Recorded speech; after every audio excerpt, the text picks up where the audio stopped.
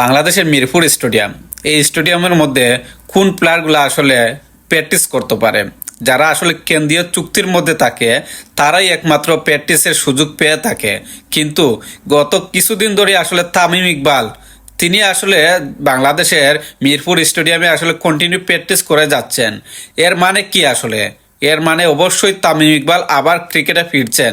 যদি সব কিছু ঠিকঠাক থাকে তাহলে ওয়েস্ট ইন্ডিজের সাথেই আসলে তামিম ইকবাল ফিরছেন এবং ওডিআই সিরিজ দিয়েই আসলে তামিম ইকবালে আবার ক্রিকেটে ফিরছেন। তো আসলে এটা খুবই একটা আনন্দের একটা বিষয়, কারণ তামিম ইকবাল দীর্ঘদিন ধরে আসলে ক্রিকেটের বাইরে রয়েছেন এবং তাইনোর অভাবটা আসলে বাংলাদেশ ক্রিকেট টিম হারে হারে টের পাইছে।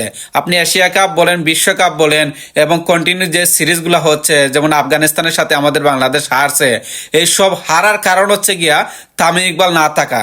মিডল অর্ডারে যারা আসলে ব্যাটিং করে তারা আসলে অনেক প্রেসারে পড়ে যায়, কারণ ওপেনিং তনে যদি রান না আসে তো অবশ্যই মিডল অর্ডারে একটা প্রেসার থাকে। এবং বাংলাদেশের মিডল অর্ডারে মাহমুদুল্লাহ এবং মুশফিক ছাড়া কিন্তু আর কোনো অভিজ্ঞ প্লেয়ার নাই। এর জন্য আসলে তামিম ইকবালের অভাবটা বুঝতে পারছে বাংলাদেশ ক্রিকেট টিম।